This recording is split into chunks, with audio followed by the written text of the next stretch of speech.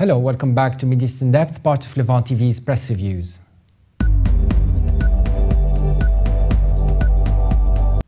AlMonitor columnist Daoud Kuttab writes a piece stating that the current war on Gaza is sure to have some unexpected consequences. It will likely weaken the PLO-led Palestinian government and place in hibernation the PLO-Hamas reconciliation agreement.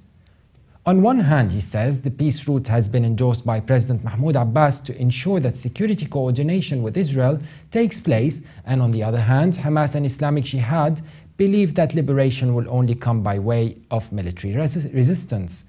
Abbas kept hopes alive from some kind of intervention from the United States and the international community to get the talks back on track.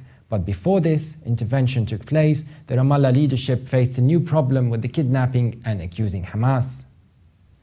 Hamad Farani, a former elected Jordanian member of parliament and a close advisor to the Palestinian leadership, told AlMonitor that Abbas would become strong after Hamas accepted the Egyptian ceasefire, and that the international community and even Israel would want to have Abbas and the Ramallah-based government and security involved in Gaza, especially on the Rafah crossing.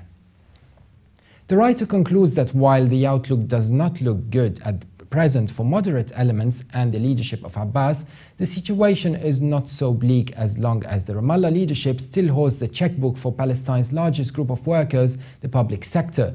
Kuttab adds, such leverage is not the basis for a national leadership that is hoping to be the lead party in fulfilling the national demands of millions of Palestinians who want to be free and independent. The Washington correspondent Anne Gearan writes an article in the Washington Post. She looks into Israel's pledge to intensify its military operation in the Gaza Strip, which could hasten the moment when the Obama administration will be forced to decide whether to use its leverage to corral its closest ally in the Middle East. Gearan argues that the Obama administration appeared to accept that rationale of blaming the armed Islamist movement in Gaza for missing an opportunity to end the 8-day aerial assault and avoid a ground invasion. She says the administration will soon be under pressure from European and Arab allies to call on Israel to end the military operation, but this time the administration has been careful not to criticize Israel or publicly suggest a deadline to end the military action.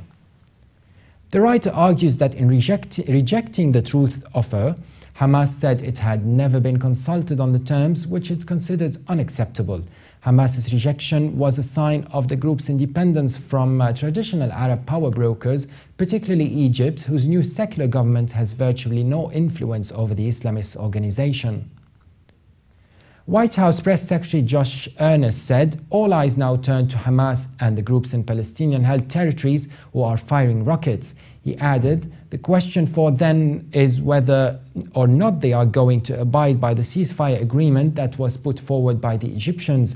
But Earnest noted, what we would ask the Israelis to do is to exhibit some concern for the safety and welfare of innocent civilians who are at risk of being caught in the crossfire.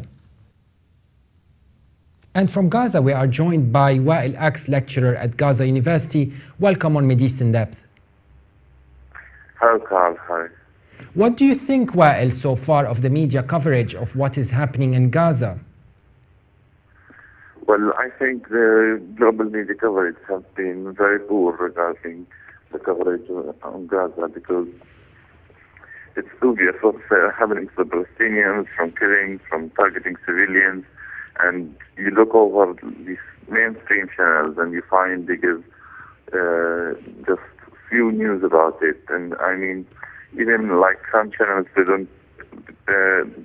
kind of biased towards the Israeli side, and they're not showing what's really happening in there. They show it as like two groups fighting on something without showing what the Palestinians are fighting for, or why they're resisting, or why they're shooting rockets. It's just like showing.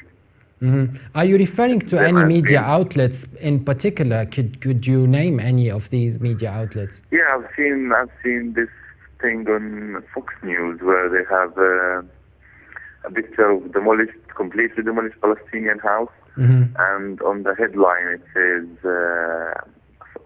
rockets fired from Gaza into Israel, which is completely irrelevant. And while Pepe Escobar writes in Panorama EM that Protective Edge, the operation, is about smashing Hamas, which controls Gaza, and Israel needs that to get access to the gas within the area. Do you think that makes sense? Do you agree with the writer? Well, in a way, I think it makes sense that they will go to steal more resources from Gaza. But in my opinion, I don't think it will be that obvious as